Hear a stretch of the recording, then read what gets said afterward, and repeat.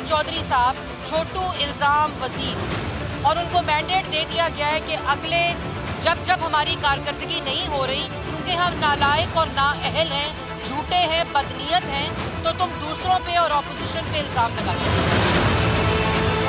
80% gas price में increase आने वाला है। मौजूदा वजीर पेट्रोलियम जिनको million cubic feet per day और किलोवाट पर आवर में फर्क नहीं पता, वो संभालेंगे इस सिस्टम को। जो झूठे लोग हैं और जो झूठी हुकूमत है वो पाकिस्तान की आवाम को IMF की शराइत बताएगी। TT के ज़रिए शहबाज शरीफ की फैमिली को आया है, इसी तरह से जो कुछ मिलियंस ऑफ डॉलर्स जो नवाज शरीफ की फैमिली को इससे पहले अल अज़ीज़िया में या हिल मेटल में आए हैं, ये सारे के सारे टिप ऑफ द आइसबर्ग है। और जो बाकी मामला है आपके सामने है आसिफ जरदारी साहब का, जिन्होंने पूरा बैंक ही खरीद लिया।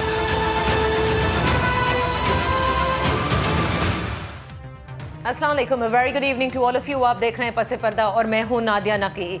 आज काबीना का इजलास हुआ। ख्याल किया जा रहा था कि काबीना एमनेस्टी स्कीम को मंजूर कर देगी, लेकिन अगर ऐसा ना हुआ और इसकी इत्तला वफाकी वज़ीर इत्तलात फवाद चौधरी साहब ने दी और कहा कि एक ज़ेली कमेटी तश्कील दी गई है असद उमर साहब की ज़ेर सदारत, जो कि तमाम तर रिजर्वेशन जो कि काबीना मेंबरान को हैं उसको पूरा कंसोलिडेट करके और फिर एमनेस्टी स्कीम का इत्तलाक किया जाएगा, जो कि कहा जा रहा है कि सदारती ऑर्डिनेंस के ज़रिए लाई जाएगी।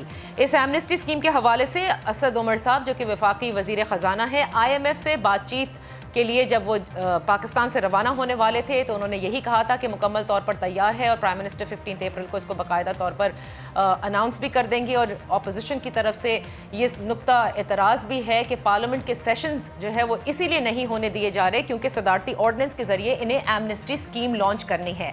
अब सवाल ये है कि एमनेस्टी स्कीम क्यों नहीं लॉन्च की गई, क्या वो रिजर्वेशंस हैं, कैबिनेट मेंबर्स को किस किस्म के इस पर तहफ़्फ़ुज़ात हैं, क्योंकि कल की जो फेक न्यूज़ जो गवर्नमेंट ने कहा, जो गर्दिश कर रही थी regarding the reshuffling of cabinet, has it got something to do with that और there is something else to it. इसके साथ साथ IMF के हवाले से जो मामलात हैं वो भी आप सबके सामने हैं कि IMF की जो टीम है वो फाइनल आएगी और उसके बाद कहा यह जा रहा है कि 6 से 8 बिलियन डॉलर्स का ये बेल आउट पैकेज होगा, जिसके साथ साथ फिर ADB भी होगा और ऑफ कोर्स वर्ल्ड बैंक होगा। कुल मिला के ये कहा जा रहा है कि शायद it can go up to 22 billion dollars. However इससे मईशत मुस्तहकम होगी, ऐसा कहना है मौजूदा हुकूमत का, लेकिन एक आम आदमी पर किसी किस्म का कोई बोझ नहीं आएगा। आज वफाकी वज़ीर इत्तलात ने जब प्रेस ब्रीफिंग की तो उन्होंने मनी लॉन्ड्रिंग का जिक्र किया, शरीफ ख़ानदान का जिक्र किया, जरदारी ख़ानदान का जिक्र किया और साथ ही उन्होंने ये भी इंदिया दिया कि हसन नवाज, हुसैन नवाज, इसाक डार और इवन अल्ताफ़ हुसैन को वापस लाने की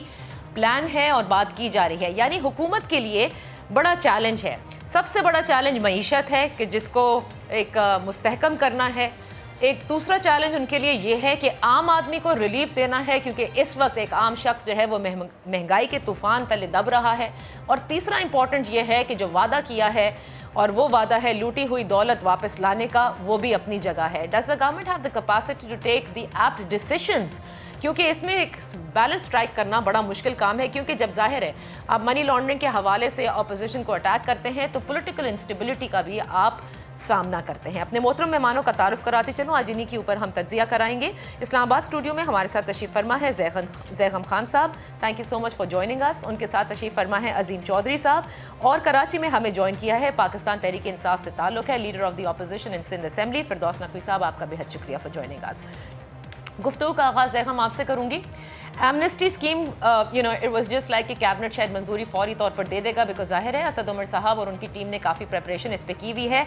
आज आपके लिए क्या ये एक किस्म की was it like a shock for you कि क्यों नहीं अप्रूव हुई और फ़ौरन मंजूरी हो जानी चाहिए थी? बिकॉज गवर्नमेंट भी जाहिर है चाहती है कि जल्द से जल्द चीज़ें जो हैं वो ट्रैक पर आएँ। ये सिर्फ कैबिनेट मेंबर्स से रिलेटेड रिजर्वेशन है या यहाँ मामलात FATF से रिलेटेड भी हैं? बिकॉज ये खबरें भी थी कि they are not very comfortable with the fact कि कैश और गोल्ड इसको डिक्लेयर किया जा रहा है इसमें।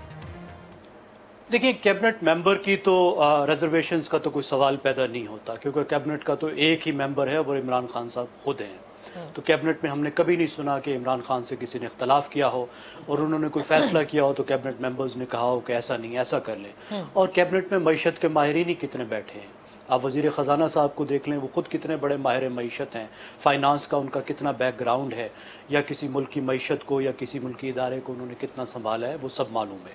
तो ये तो मसला नहीं है, लेकिन शौक का सवाल वैसे भी पैदा नहीं होता। मेरे ख्याल में उन लोगों के लिए शॉकिंग होना चाहिए था जिन्होंने इमरान खान साहब के नैरेटिव पर बहुत बिलीव किया था, जिन्होंने यकीन किया था कि वो आते ही सब कुछ ठीक कर देंगे और पाकिस्तान का वाहिद मसला करप्शन है और पाकिस्तान का वाहिद मसला मनी लॉन्ड्रिंग है। जैसे ही वो आएंगे $7 बिलियन की मनी लॉन्ड्रिंग रुक जाएगी, जैसे ही वो आएंगे करप्शन ख़त्म हो जाएगी, जो इन्वेस्टर्स हैं वो पाकिस्तान को दौड़ेंगे क्योंकि पाकिस्तान एक ईमानदार मुल्क बन चुका होगा। $200 बिलियन बाहर से आ जाएंगे, तो कोई 300 अरब रुपए जो है वो नवाज शरीफ साहब के वापस आ जाएंगे, तो सब कुछ तब्दील हो जाएगा। लेकिन जिनको एक क्रिटिकली जो देख रहे थे उनको जाहिर है और उन सबको मालूम है कि पाकिस्तान की मईशत का जो मामला है वो बहुत गहरा है, साइक्लिकल है। पाकिस्तान की मईशत के अंदर ऐसे मसले आ गए हैं कि हम एक दायरे में घूम रहे हैं। और आप देखिए फिर उसी दायरे में हम घूम कर आ गए हैं कि आपके पास बीमार भी वही है, डॉक्टर भी वही है और दवा भी वही है। वही आप देख रहे हैं कि एमनेस्टी स्कीम आ रही है जो हर हुकूमत के आगाज पे आया करती है। वही IMF के पास हमारी दौड़ें लग रही हैं जो हर हुकूमत लगाया करती है। ठीक है। और मामला पहले से भी गंभीर हो रहा है। ना आपकी टैक्स की आमदन बढ़ रही है, ना आपकी बिजली की और गैस की जो चोरी रुकनी थी वो रुक रही है, ना आपके इदारे अच्छे परफॉर्म कर रहे हैं। तो हमें तो कोई शौक वाली तो बिल्कुल बात नहीं। तो फिर क्यों ये अप्रूव नहीं हुई? जरा अजीम चौधरी साहब भी इसमें थोड़ा ऐड कर दें कि why do you think it was not approved by the cabinet? Imran Khan साहब नहीं चाह रहे कि एमनेस्टी स्कीम लाई जाए because you know he had been very against it while he was in opposition.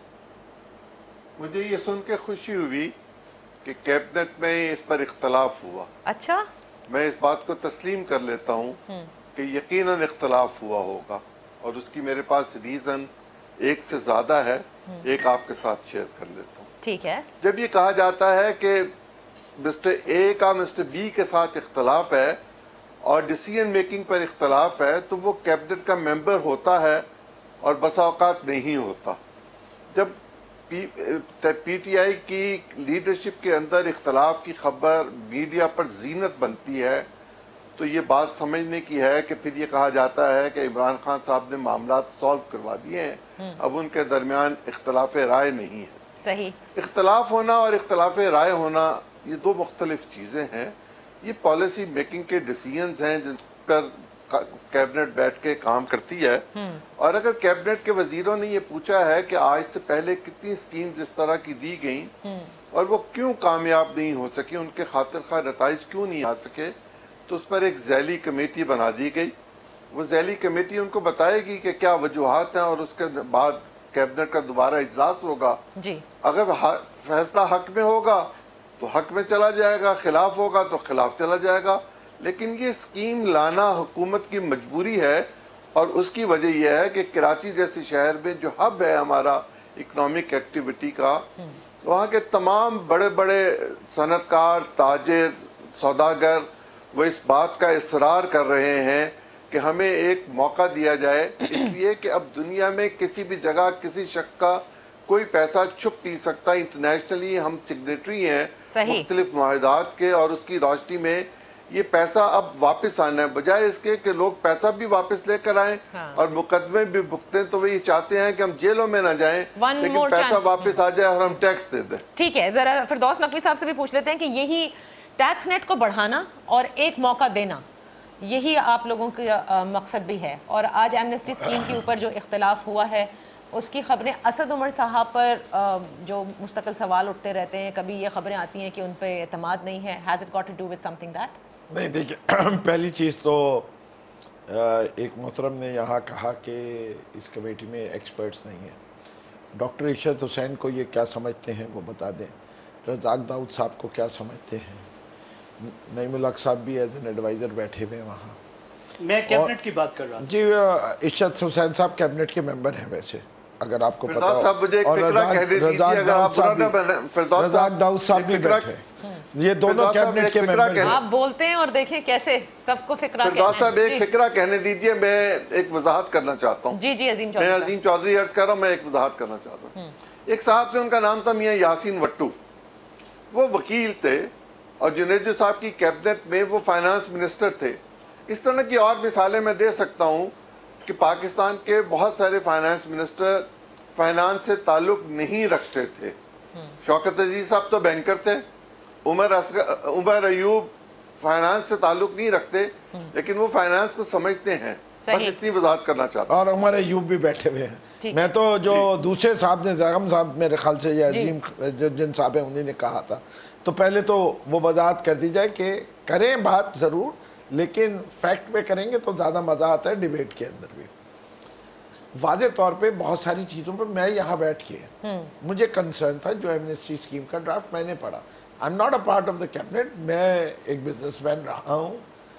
मेरा पहला कंसर्न ये है कि हम एज अ पार्टी अगेंस्ट हैं एमनेस्टीज के। ठीक है। Due to the pressure of the businessman और कराची की कम्युनिटी, और मैं कराची में हूँ और कराची का सदर रह चुका हूँ, और पीपल कम टू मी कि जी हमने आपकी पार्टी को वोट दिया, आप हमारे लिए क्या कर रहे हैं। मुझे पता है कि कितना प्रेशर है, लेकिन जब हम एक अपने असूली मौक़िफ़ से विड्रॉ कर रहे हैं, इसलिए कि एमनेस्टी का मतलब क्या होता है कि जिसने टैक्स माजी में पे नहीं किया वो आज मुस्कराए, इससे कि एक बहुत लो रेट ऑफ टैक्सेशन पे उसको पैसा लाने की अवॉइड करने, और जो बेचारे ने टैक्स देता है वो रोए कि मैं बेवकूफ़ था जो टैक्स दिया। तो इस बुनियाद के ऊपर हम अपोज करते रहे हैं एमनेस्टीज़ को। सही। लेकिन जब हम चाहते हैं कि बेनामी ज़मीनें ख़त्म हो, जब हम ये चाहते हैं कि जो वेल्थ छुपाई हुई है, जिससे कि पहले लोग समझते थे कि ये हर दफ़ा पाकिस्तान में आती रहेगी, अब जो कुछ रिफॉर्म्स किए हैं इस गवर्नमेंट ने, उन रिफॉर्म्स की वजह से पैसा रखना वर्चुअली नामुमकिन हो गया बैंकों में। The only place you can keep money now is कि आप लॉकर में डाल दें और उसके अंदर भी आपके पास चॉइस क्या रह गई है, सिर्फ सोना। रियल एस्टेट का भी रास्ता रोका जा रहा है। पहले पार्क करने की जगह रियल एस्टेट थी, इससे कि आधी कीमत FBR की थी और असली कीमत उससे दुगनी थी, तो 50% आप तब भी ब्लैक रख सकते थे।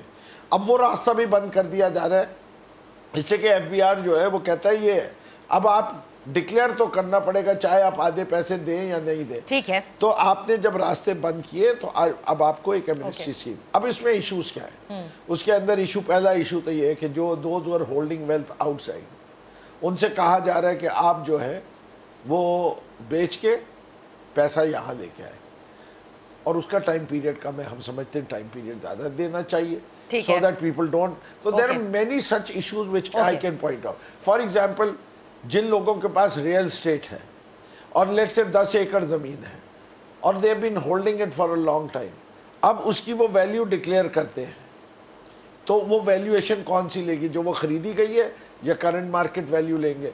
अगर वो ख़रीदी गई है और उसके ऊपर उनको बैलेंस टैक्स देने की बात की जाए तो वो ज़मीन का टुकड़ा बेचे, वो बाइफरकेशन में कितना टाइम लगता है इस मुल्क के अंदर? तो जो टाइम फ्रेम्स तो ये जो इश्यूज है इनको ओवरकम करने के लिए ये सारी तो ऑब्जेक्शन आए हैं जिसको असद उमर साहब को जवाब देना है। ठीक है, लेकिन एमनेस्टी स्कीम एड्रेस करना है, आएगी, एमनेस्टी स्कीम आना लाजिम है। मेरे ख्याल से वो बात जैसे उन्होंने कही ना, रिक्वायरमेंट है, ओके। अब उस रिक्वायरमेंट को उर्दू के अल्फाज में एक और लफ्ज़ कह दिया जाए मजबूरी, और एक है ज़रूरत। मजबूरी नेगेटिव कॉनोटेशन हो जाता है, रिक्वायरमेंट एक मुल्क की बेहतरी के लिए हो सकता है, और नजरिया ज़रूरत भी कह सकते हैं। आप नजरिया ज़रूरत कहिए, वो रिक्वायरमेंट बन जाती है। इसलिए अल्फाज के चुनाव से दोनों का मतलब जो है, चाहे एक्शन वही हो, लेकिन let me take a break. Amnesty scheme के हवाले से ठीक है, माजी में हुकूमतें लेकर आई हैं, लेकिन ऑपोजिशन जो है वो इस पर काफ़ी इख्तिलाफ रखती है, खुसूसन पाकिस्तान पीपल्स पार्टी। इस पर भी बात करेंगे। FATF का सवाल जो है ज़ैखम आपने जवाब नहीं दिया, you must answer that when I come back right after this very short break.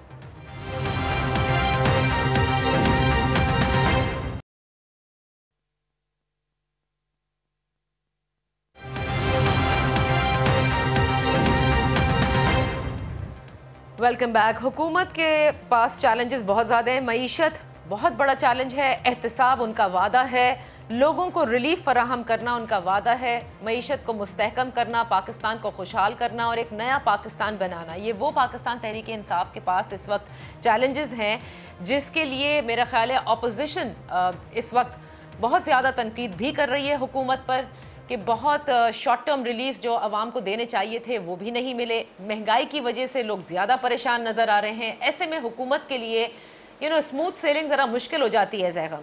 And especially, when everybody is criticizing the Minister of Finance. Having said that, do you think کہ کوئی روڈ میپ یہاں پر آپ کو نظر آ رہا ہے؟ کیونکہ I am F سے اگر ہم بات کر رہے ہیں کوئی 6 سے 8 بلین ڈالرز کی, بیکاز ابھی وہ اس کے خط و خال اور اس کا ایگزیکٹ اماؤنٹ سامنے نہیں آیا. And as I said in the introduction کہ اس کے بعد ورلڈ بینک ہے, اے ڈی بی ہے, اس سے بھی کہا جا رہا ہے کہ کل ملا کے 22 بلین ڈالر ہو جائیں گے. یہ پہلے آپ نے چائنا سے بھی لیے ہیں, یو اے ای سے بھی لیے ہیں, سعودی عربیہ سے بھی لیے ہیں.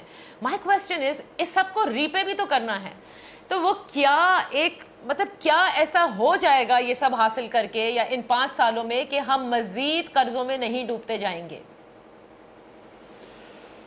دیکھیے نادیہ, ایک تو بڑی واضح سی بات ہے کہ حکومت وہی طریقے اختیار کر رہی ہے جو ہر حکومت سب سے پہلے کرتی رہی ہے.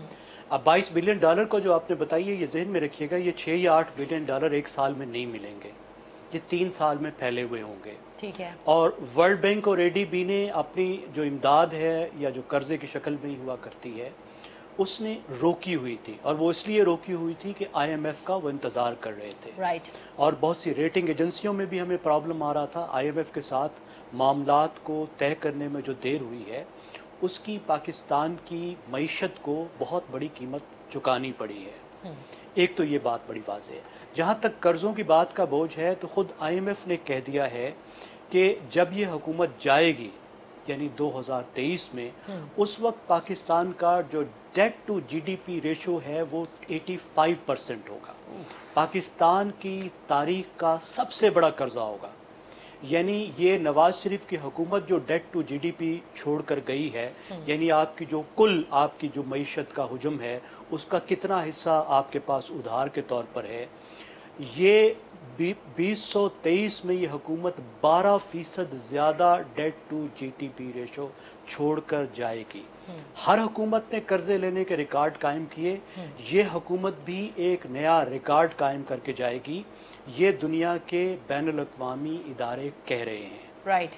اب سوال یہ ہے کہ اب آئی ایم ایف کے پاس بھی ہم چلے گئے, اس کے بعد لونز بھی آنے شروع ہو گئے, تھوڑی بہت معیشت بھی مستحکم ہو جائے گی. ٹھیک ہے. اب سوال یہ کہ کیا ہم اس سچویشن سے جس میں ہم پھنسے ہوئے ہیں, جس میں ہم دائروں میں گھومتے رہتے ہیں, اس سے باہر نکل پائیں گے یا نہیں پائیں گے؟ ہماری مسلسل گفتگو 8 مہینے میں اس بات پہ گھوم رہی ہے کہ اس بحران سے ہم کب نکلیں گے, جو ایک لحاظ سے بہت سادہ بحران ہے آپ کا بیلنس آف پیمنٹ کا, اور ایک لحاظ سے بہت کمپلیکس بحران ہے جس کی ایک بہت بڑی وجہ یہ ہے کہ آپ کی جو فرق ہے آپ کی ایکسپورٹس اور امپورٹس میں وہ بہت بڑا ہے. صحیح. اور اس فرق کو ایک حد تک تو آپ کا جو غریب مزدور ہے وہ 20 بلین ڈالر بھیج کر پوری کر دیتا ہے, لیکن جو باقی گیپ ہے وہ جب کوئی ہمیں امداد ملنے کا دور آ جاتا ہے, جیسے مشرف صاحب کے دور میں تھا, جیسے ضیاء صاحب کے دور میں تھا, یہ پچھلے کچھ سال تک تھا, تو وہ آسانی سے گیپ فل ہو جاتا ہے.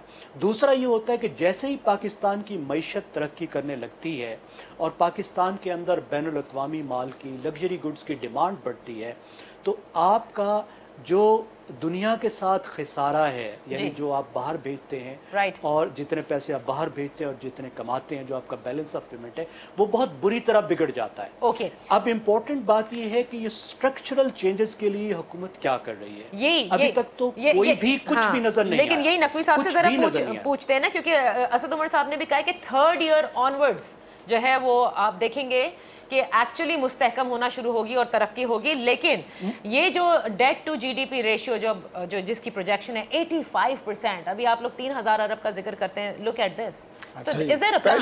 پہلی چیز ان کے فگرز بھی صحیح کر لی جائیں. جو آئی ایم ایف نے کہی تھی بات, if there are no structural reforms, then this would be the figure. Structural reforms کر رہے ہیں, انشاءاللہ فگر امپروو کرے گی.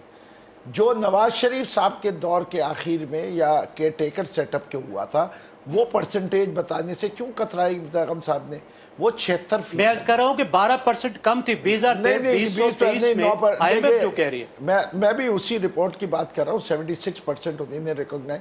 اور گائیڈ لائن کیا تھی جو نیشنل ایکٹ پاس کیا تھا ہم نے پارلیمنٹ, کہ ہمارا debt to tax debt to GDP ratio जो है वो 65 से ऊपर नहीं जाना चाहिए। सही कह रहा हूँ? तो बिल्कुल दुरुस्त कह रहे हैं। तो मैं नवाज शरीफ की सफाई नहीं दे रहा, मैं ये अर्ज कर रहा हूं कि आप भी उसी रास्ते पर चल रहे हैं। मैं पहली चीज इस रास्ते में कहाँ चेंज ला रहे हैं ना, ये अब देखिए चेंजेस कहाँ आई। चेंजेस पहले चीज ये है कि इंपोर्ट्स को कम कैसे किया जाए। इंपोर्ट्स को कम करने के लिए रेगुलेटरी ड्यूटी बढ़ा दी गई। दूसरा ये कि आपने रुपी डॉलर पैरिटी में फर्क ले आए, आपने इंपोर्ट्स को महंगा कर दिया फॉर लोकल्स, तो कम लोग खरीदेंगे। जब लोग डिमांड कम कर देंगे बिकॉज अफोर्डेबिलिटी आपने कम कर दी, तो वो लग्जरी गुड्स कम होंगी, उसका इफेक्ट आना शुरू हो गया। जिस चीज का इसका इफेक्ट अच्छा सिर्फ लग्जरी गुड्स पे तो नहीं लगा ना, बाकी ड्यूटीज वगैरह लग के आप उसका इफेक्ट देख रहे हैं कि जो पिछले महीने का डेफिसिट रह गया वो बहुत कम रह गया। जो लास्ट मंथ की figure I 350 million. So these are the reforms that you're talking about. But up till now, what has not performed? और वो सही कह रहे हैं हम साहब। देखिए जब इकोनॉमी डिस्कस करें तो इकोनॉमी को डिस्कस करें। एक्सपोर्ट्स के ऊपर जो ग्रोथ हुई है वो उतनी नहीं हुई जितनी प्रोजेक्टेड थी या एक्सपेक्टेड थी, तो that is a matter of concern. तो उसको आपको रेवेन्यू कलेक्शन अब देखिए पहले एक मैं सब चीजों पे आने को तैयार हूँ, जिससे कि मैंने आपसे डिस्कस किया। Revenue collection is a major issue और मैं समझता हूँ कि हम as managers of the economy अगर हमारी सबसे बड़ी कोई फेलिंग रही है वो रही है एफबीआर के रिफॉर्म के अंदर। And I think so this needs to be expedited. जितना हम पे तनकीद आएगी वो हमें सुननी चाहिए और हमें उसको इम्प्रूव करना चाहिए। तनकीद कभी बुरी चीज नहीं होती, सही। ना सुनना बुरी चीज है। और मैं असद उमर साहब से उम्मीद रखता हूँ कि नाक़दीन की बात को सुनेंगे, इससे कि ये हमारे हाथ की चीज है, इसके ऊपर कोई माजी से ताल्लुक नहीं है। रिफॉर्म हमें करना है और हमें टैक्स कलेक्शन को बढ़ाना है, जिसके लिए कोशिश हो रही है। और इस दफा इंशाल्लाह बजट में मेजर्स आ रहे हैं, कुछ मेजर्स कर लिए गए, जिसके अंदर सबसे बड़े मेजर्स जो है वो ये है कि आपने ब्लैक मनी रखने के रास्ते बंद कर दिए। अब आपको जिसके पास जो धन है वो वाइट आएगा। अब उस वाइट धन को जब आप आईएमएफ के बेल आउट पैकेज में जो इस वक्त हम जाएंगे, जाहिर है कि बहुत सारी ऐसी शराइत हैं जिसका कि असर आता है। अब वो असर एक आम आदमी पर नहीं आएगा, ऐसे असद उमर साहब का कहना है। मैं एक ब्रेक ले लूँ अजीम चौधरी साहब, बिकॉज फिर कता कलामी और ना करनी पड़ जाएगी। Let me just come back after the break and discuss where is the government actually stuck between the economy and accountability. Do they have to, you know, somehow have a working relationship with the opposition in order to get the smooth sailing, या जो कर रहे हैं वो बिल्कुल ठीक है, यही करना है? Let's take a break.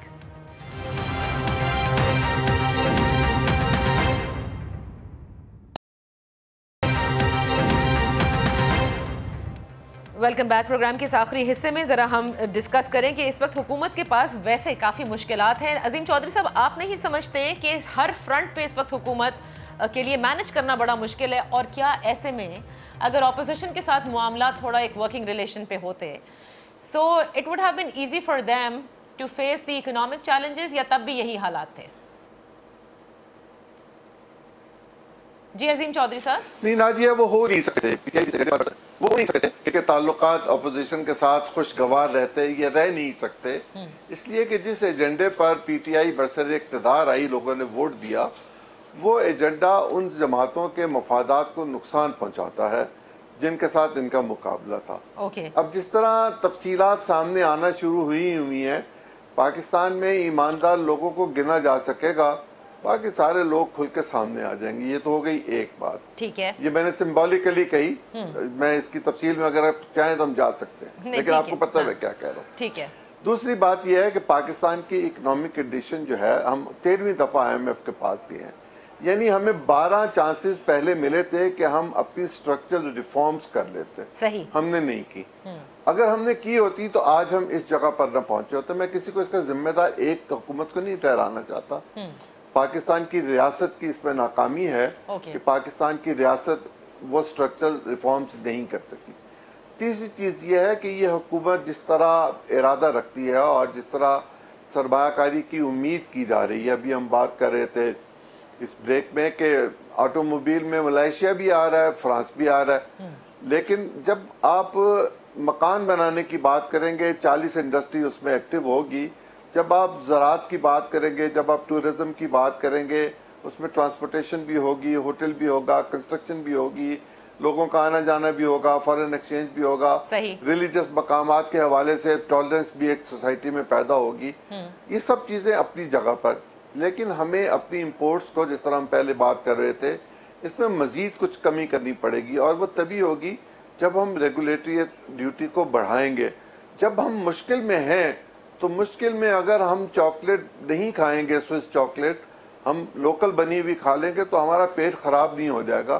لیکن ہمیں اس بات کی ضرورت ہے کہ ہمارا ایکسپورٹ بڑھے. ایکسپورٹ ہمارا تب بڑھے گا جب بجلی سستی ہوگی, جب گیس سستی ہوگی, جب انفراسٹرکچر موجود ہوگا. یعنی اس کے لیے گورنمنٹ کو ریفارمز کرنی پڑیں گی. اوکے, یہ جو مشکل فیصلوں کی آپ نے بات کی ہے نا, یعنی کہ آپ نے سوئس چاکلیٹ کے بجائے یہ نارمل چاکلیٹ کہی, معذرت کے ساتھ I have disagreement over here, اور وہ ڈس ایگریمنٹ زیغم یہ ہے کہ حکومتیں, یہ تو میرے نزدیک جو ہے نا بڑے چھوٹے سٹیپس ہوتے ہیں جو کہ ایک عام آدمی کو ضرور ہٹ کرتے ہیں, لیکن جہاں بڑوں کو ہٹ کرنا ہوتا ہے ریگارڈنگ ٹیکس ریفارمز کی جب میں بات کروں, وہاں ہر حکومت نے شائے اوے کیا ہے. For me an amnesty scheme is again shying away, and I know that Naqvi صاحب بھی ڈس ایگری کرتے ہیں, حکومت بھی ڈس ایگری کرتی ہے that you have to give a chance.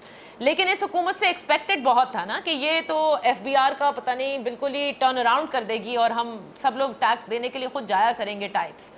So do you not think کہ کیونکہ آپ نے کہا کہ یہ پرانی حکومتوں کی طرح اس وقت سٹیپس اٹھا رہے ہیں, آئی ایم ایف کے بیل آؤٹ پیکج کے بعد بھی بہت اسٹرکٹلی ٹیکسیشن کی پالیسی ہوگی جس سے اکنامک گروتھ سلو ڈاؤن ہوگی؟